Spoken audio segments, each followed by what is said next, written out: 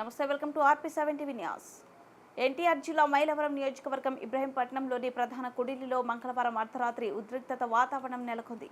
ఆంధ్రప్రదేశ్ నూతన ముఖ్యమంత్రి ప్రమాణ స్వీకారం సందర్భంగా విజయవాడ సిటీలోకి లారీలకు అనుమతి లేని కారణంగా ఇబ్రహీంపట్నం ప్రధాన కుడిలి రింగ్ సెంటర్ నుండి ఇబ్రహీంపట్నం పోలీసులు ట్రాఫిక్ ని విజయవాడ వైపు వెళ్లకుండా మైలవరం వైపుగా మళ్లించే క్రమంలో కొందరు లారీ డ్రైవర్లు పోలీసులతో వాగ్వాదానికి దిగి హైదరాబాద్ వైపు నుండి వస్తున్న ఆర్టీసీ బస్సులను అడ్డుకోవడం జరిగింది. ఆపై ఏ ఒక్క వాహనాన్ని ముందుకు కదలకుండా రోడ్డుపై అడ్డుగా నిలబడి ట్రాఫిక్ కు తీవ్ర అంతరాయం కలిగించారు. అదే సమయంలో ట్రాఫిక్ లో ఇరుక్కున్న 108 వాహనాన్ని గమనించి Ibrahimpatnam SI Sadiq, head constable Nageswara Rao మరియు సిబ్బంది లారీ డ్రైవర్లకు నచ్చజెప్పి 108 వాహనం వెళ్లేందుకు ట్రాఫిక్ ను క్లియర్ చేశారు.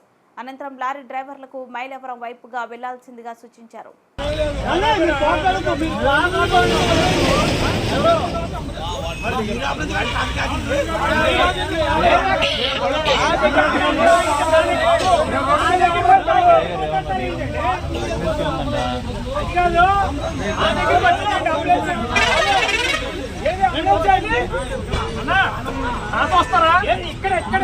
ఇక్కడ కదన్నా ట్రాఫిక్ లో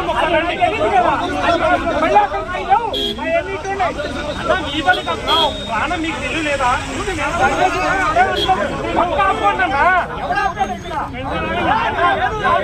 ఒకసారి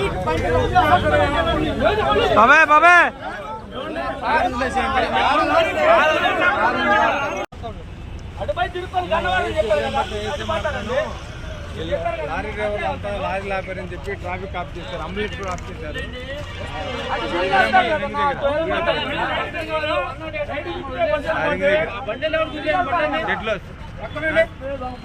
నేను వేసానండి, ఇబ్రహీంపట్నం వేసాను సార్. కాదు లాండర్ వేసానండి.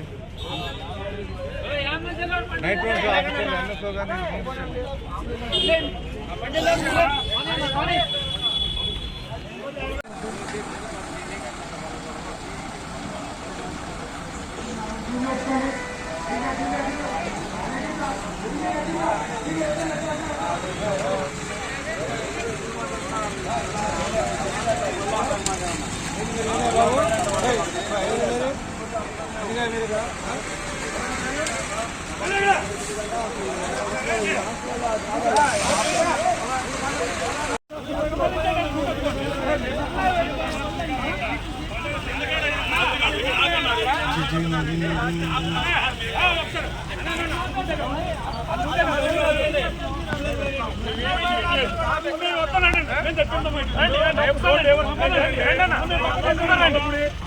కొల్లపూడికి మేలవరం ఏం చేస్తాం?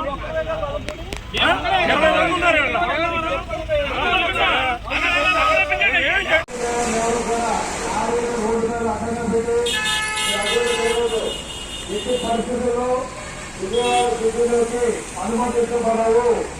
మీకు కేటాయించినటువంటి డైవర్షన్ రోడ్లో మాత్రమే మీరు ఎదుర్కొ వెళ్ళాలి. మీరు మైలవరం అనుమతించినగా చెన్నై వెళ్ళదు, అది వెళ్ళదు, మార్గం నిర్దేశించండి. లారీ డ్రైవర్లు కూడా బాబు మార్గం అండి, బాబు అడగండి అడగాలి.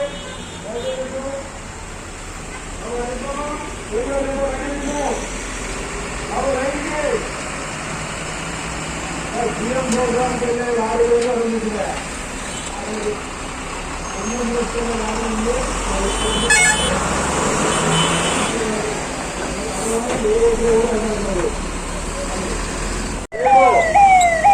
ప్రధానమంత్రి గారి రాక సందర్భంగా మరియు ముఖ్యమంత్రి గారి ప్రమాణ స్వీకారం సందర్భంగా వైజాగ్ వైపు మరియు చెన్నై వైపు లారీలన్నింటి కూడా మైలవరం, గుంటూరు, హనుమాన్ సెక్షన్ మీదుగా వెళ్ళవలసిందిగా తెలియజేయడం జరిగింది. లారీ బాబు టిప్పర్ లారీ, బాబు టిప్పర్ లారీ ఎక్కడికి ఎక్కడికి ఎక్కడికి బాబు ఎక్కడికి